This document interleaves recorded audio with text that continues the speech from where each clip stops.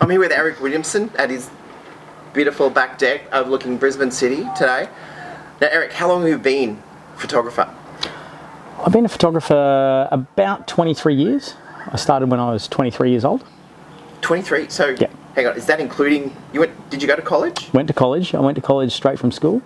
Spent a few years getting my degree because I chopped and changed a little bit. And then I assisted for 2 years. And then, when I was 23, I started my business. So, I've been doing... Okay, so self-employed from 23. From 23? Yeah, okay. Started a studio at 24 with Peter Milonis. And, so I've been basically a full-time professional since I was 23 years old. Okay, so you went QCA? Yep. And that was the Bachelor of Photography, or was it? Bachelor of Visual Arts, major in photography. Yes. I started back in the TAFE days, and I was in the transition period where I did basically about a year of TAFE, and then it swapped to Griffith. So I ended up with a degree from Griffith University. You've been through the whole. When you started off, you had studio working with Peter. Yep. Was that West End? That was in. I originally started off. I spent my first 3 or 4 months in business, or maybe 6 months in business at Momentum with Eric Victor and Mark Bergen. When was that? Was that 91? Okay. And then basically within a few months, Peter contacted me and said, do you want to start a studio? And we started a studio in an old substation in Holland Park. Nice. Which was a bit scary for a 23-year-old to walk in there, or 24. I turned 24 at that stage. I walked in there and it was an empty building. Clean slate, and it was like, let's make a studio. So it was like borrowing money and all that kind of stuff, and kind of like all of a sudden I was actually having to be a grown-up businessman and trying to get work and all that kind of stuff. But like, I have to give it to Pete. He was. I would never have been a photographer if he hadn't taken me under his wing and helped me as much as he did. Because back in those days, you needed, it was a big dollar investment to be a photographer, to have the equipment and all that kind of stuff, particularly the kind of work I was doing. So he gave me pretty much open access to any equipment of his when he wasn't using it, which really helped me along.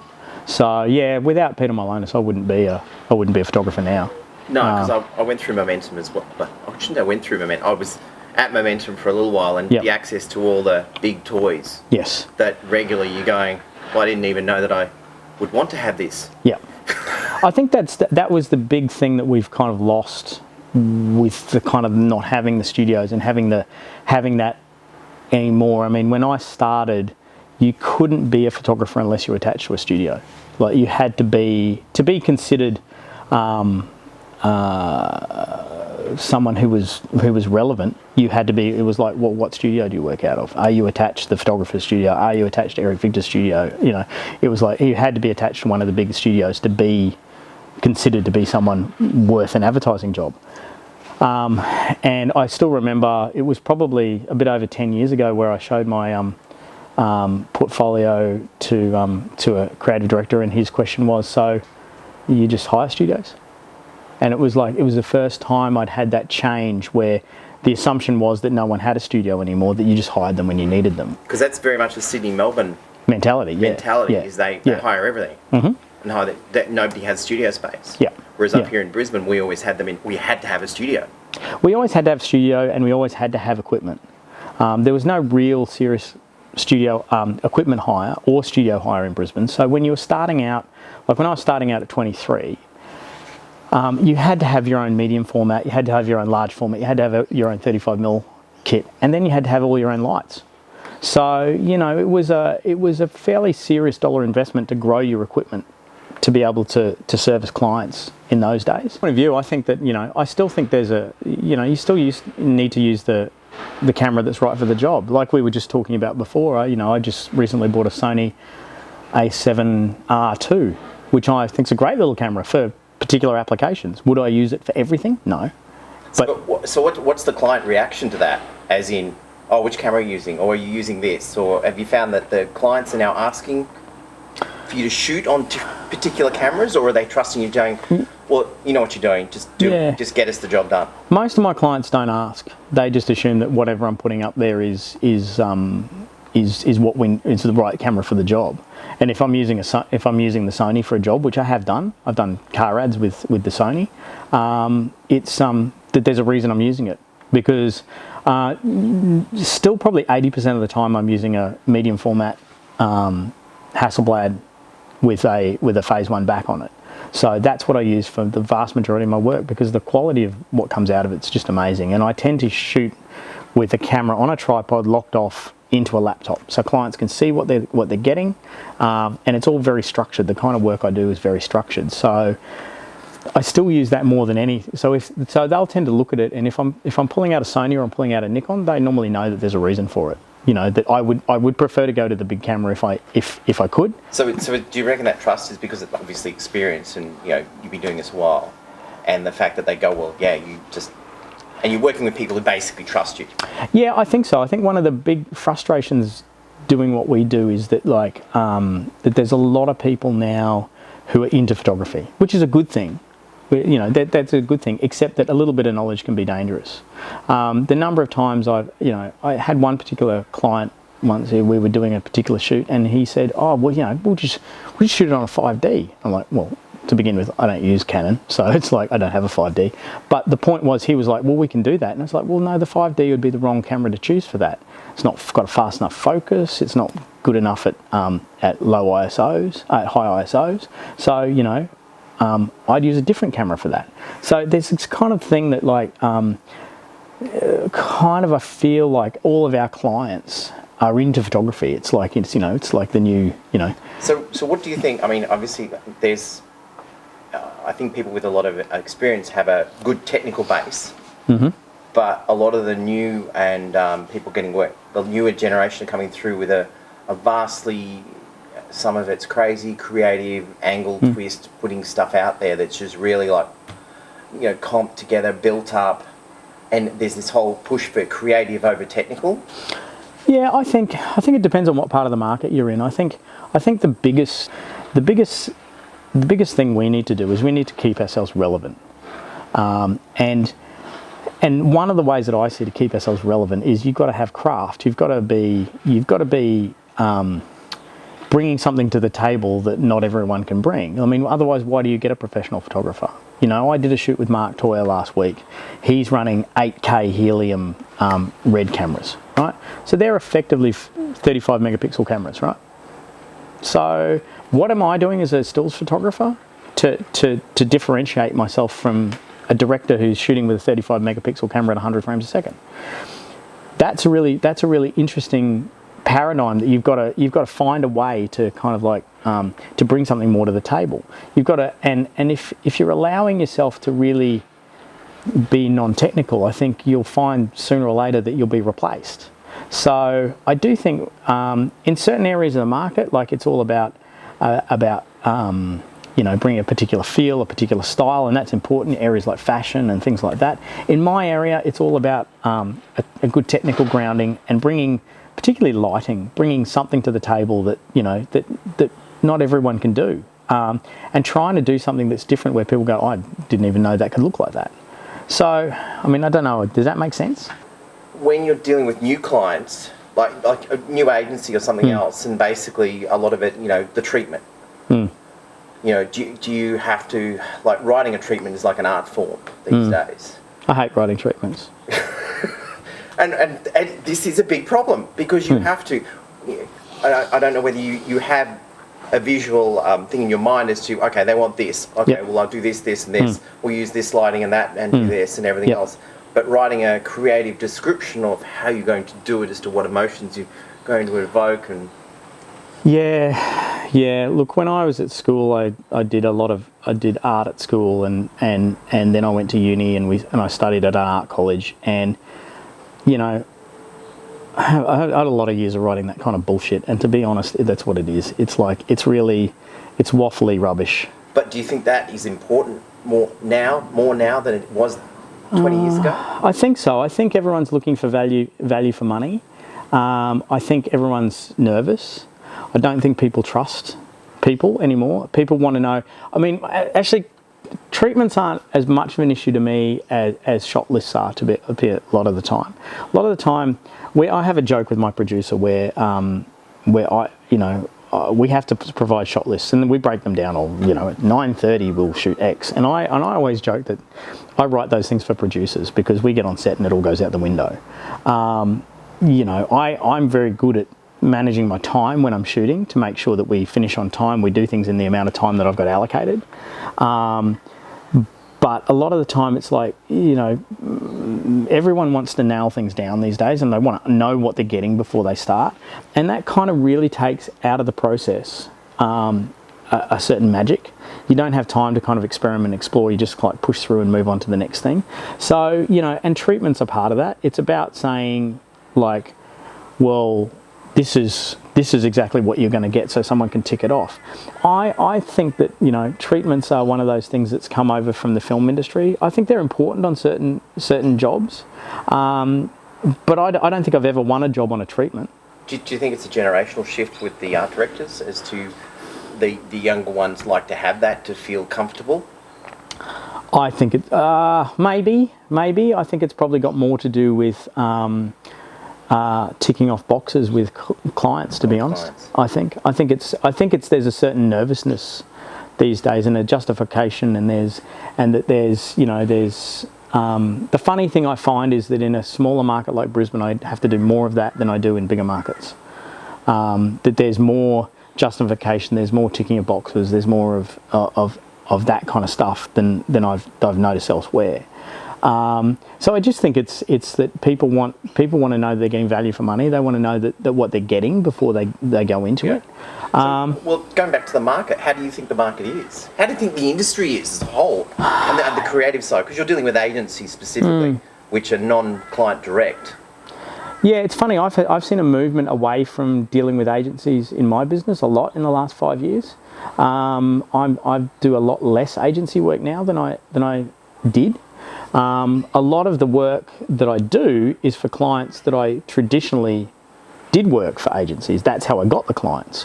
I never go after clients directly if I'm working for them through an agency. But what's happened is the majority of my clients now have been with various agencies, and I've continued to shoot for them as they've moved agencies. I've kind of got them because they're happy with the work that I'm doing, but they've moved their creative around. And so it's kind of a bit odd for me at the moment because I'm not doing as much stuff for agencies as I was 5 years ago. I don't know this. But still quite busy. Still getting the work. Yeah, it's just different avenues. Yeah, it's just, and I look, a lot of the photographers, commercial photographers I talk to say the same thing, that, they're getting more work from direct clients than they are from agencies these days. Either, I don't know whether the clients are going to agencies for their creative, then they're going, right, no worries, we'll go and do that ourselves with our photographer. Or whether it's that they're creating a lot more of the work themselves, they're creating content, and they're really just going to the agency for their above the line advertising work. I don't know, but I have most definitely seen a big shift in the last 5 years away from me personally working for agencies. So where do you see yourself 5 years' time with work in the industry?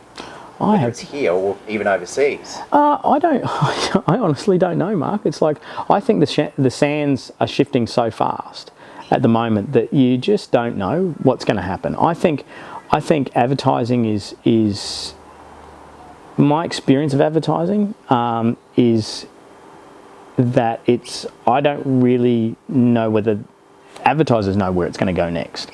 A friend of mine said to me not so long ago, who works in advertising, he said, well, you watch Mad Men. He said, a lot of advertising agencies are using a business model that's 50 years old in one of the most dynamic and changing environments, sectors that we have. So, it's I don't know where advertising agencies are going. I don't know where... I guess the biggest thing now is that there are so many mediums for photography. Through social media, the internet, web, video, stills, printed media, below the line advertising, direct marketing. There are so many avenues that where your work goes is almost, it could just spread like viral everywhere. It can. I'm not very good at that. The social stuff I'm not very good at. I mean, I tend to be a little bit. I think a lot of photographers are very conservative in the way they approach things, and I probably put myself in that category. It's a challenge for me to take myself out of a very traditional mindset in terms of how I do what I do. I've been very driven my whole life in terms of what I wanted to do. My sister often says to me that, you know, I drove her nuts because when I was 14 years old, I worked out I want to be a photographer, and nothing's changed. So it's a challenging time at the moment, I think, for a lot of photographers, because I think it's one of those things that you really have to learn to think completely differently the way you have in the past. And the guys who are really successful at the moment are the ones who are embracing completely different ways of marketing themselves, completely different ways of selling themselves, completely different ways of getting out their message out to people. I mean, one of the things I think is really interesting is when you look at modeling agencies, and modeling agencies, a lot of them now have a digital section where they'll show their various faces and how many Instagram followers and whatever they have. You know, so that if you're going to book a model, you might book someone who doesn't really have a social media presence, or you book this person who's got a big social media presence. Well, this person will be taking pictures behind the scenes, and you can get, 200, 300,000 people who potentially see what this person's doing behind the scenes. So you think that could convert to photographers, as in most definitely are? Most definitely. I mean, I think one of the things, I mean, it's not something I'm actively pursuing at the moment, although I probably should. I think it's one of the things that we have to think about. I think what things like Instagram, what things like Facebook and stuff do for the commercial photographer, and for talent, and for makeup, and for everyone involved in this industry, is it gives you an opportunity to take control of the media, take control of how the person that you're working for message is sent. Like, if you can you're bringing to the table a way of promoting their message, it makes you more valuable. It makes your brand more valuable to them.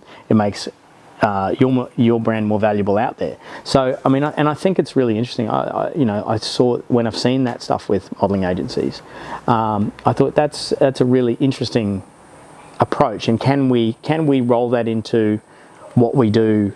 A lot of the time you have to be careful with it, though, because a lot of the time I'm shooting things, like I shoot a lot of cars, and you've got to be careful of you'd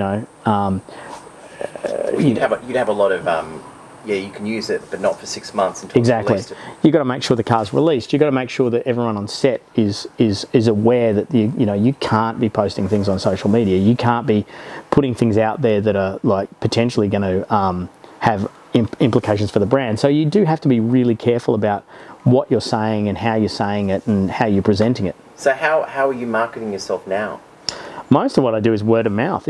I'm just really traditional about the way that I've been doing it. I've been lucky in that I've had a really busy period in the last 6 months, so I haven't really had to chase very much work. But the kind of work I do relies a lot on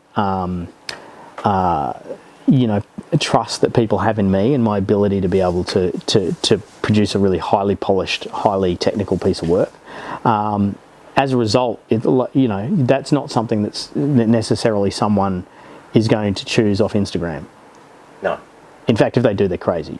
So really a lot of it is when I've got a quiet period, it's a question of getting on the phone and going and seeing people and trying to get my book in front of them and show them new work. So and when you are quiet, you're cold calling agencies? Yeah, pretty much. But I mean, a lot of the people I work with and have worked with, I'm kind of friends with. I kind of treat the people that I work with a lot as we're kind of friends. I have a good relationship with most of the people I work with and have worked with. So it's as much as anything just ringing them up and saying, hey, you got time for a cup of coffee? I've got some new work. So very relationship based. Very marketing. Very. I think so. Yeah. I think money. Yep. Do you think the budgets are getting more, or what they want for their money is getting bigger, or they want just a lot more for what they expect to pay? Yeah, I think that's happening everywhere. I don't think it's just photography. I don't think it's just advertising. I think it's everything. I mean, you walk into David Jones, everything's on sale all the time now. And do you think some of that is also the expectation on technology? that we can do it? Yeah, I mean, one of my big frustrations is that a lot of my work is very highly retouched. I do a lot of work that involves comping, a lot of work that involves multiple layers and all that kind of stuff. And that one of my big frustrations is that clients do think they can do anything now. So and so there's so much emphasis put on what happens in post and fixing things in post. While I shoot a lot of stuff like that, I like to have things as easy as they possibly can be in post. Because what I tend to say to clients is, if you've got X budget for your retouching, then you don't want to use it up fixing stuff that I should have fixed in front of the camera, right? So lighting, all that kind of stuff, all the stuff that I should do as a professional photographer should be done before it gets to the retoucher. If you've got to fix stuff that I should have fixed, well then you're wasting your budget on the retoucher. Does that come a discussion point when you're actually shooting? No, well, that's a difficult question. I guess you're preparing to try and not have that discussion. Yeah, I mean, that's why I'm pretty straight up and down about this is how I'm going to do it, and this is the reason I'm going to do it, and this is what I'm planning to do in post. I always take the attitude with any kind of job is that you're better to have a difficult decision before the job, difficult conversation before the job, rather than after the job. So I try and make sure that it's explained of how we're going to do it, and we planned everything out before we start shooting, rather than going, oh, actually, hang on, now we have to fix that in post. From the get-go, you need to say, this is how we're going to do it, this is my plan, and explain it to the client, and make sure they're across what you want to do, and that they have buy-in to the way you're going to do it, and they understand that there's things that have to happen to get the best result for them. Don't put yourself in a situation where it's going to potentially go wrong. You've got to start up front and say, well, no, we can't achieve that. I guess this leads into basically, quotes, briefs, contracts. Yep. And how you present that and how the client understands that. But I guess working on a tiered level with advertising agencies and clients, your contracts would be, the obvious line is based on details supplied and brief. Yep. Yeah. And I try really, it's really odd for us to add anything to an estimate after the job's been shot. We normally pride ourselves on being in a situation where we've taken everything into consideration, and that's the cost. It's not going to get any worse than that. If the client changes the brief, yep, sure, okay, there'll be extras, and we will say at the time, here's your extras. The other thing we do with our quotes is, I've learnt a lot from looking at the TVC industry, the television commercials. I tend to break my quotes down and my estimates down with line items, so you can see everything that's on there, and I have a margin at the bottom. And that margin is applied to all of these different line items of everything I've got to pay for. So anything that comes out of my pocket that I'm organising for you, makeup artist, location manager, whatever, I put a margin on. But it stops us being in a situation where you're talking to my makeup artist on set and they're going, oh God, you're so expensive. And I go, what do you mean? I'm only making $200 a day. And these stories have come out so many times. So I have a very open book with policy with my estimates, is like, this is how much I'm making on all of these people here. And that's how I do it, because it just means that, and if clients say, I don't want to pay that margin, I turn around and say, that's fine, well, you can pay all these people. From our point of view, it's very rare for us to actually have to add anything to it, to an estimate. We try and just have everything like, that's the worst case scenario, that's what you're going to pay. Thank you for this morning. That's all right. I might sort of finish it there, otherwise we just keep talking all morning. We could, and you'll be memory cards, you'll have none left. Yeah. So, I'll just come over here. Oh, here. okay. Right. I didn't know what you were going to do there, Mark. I know, so just coming over. Big thank you to Erik Williamson this morning for a bit of a chat about the industry, where he's at, where he came from and everything else. Hope you enjoyed it, and we'll go and talk to someone else soon again. Cool. Thanks, Erik. Thanks, Mark. Cheers.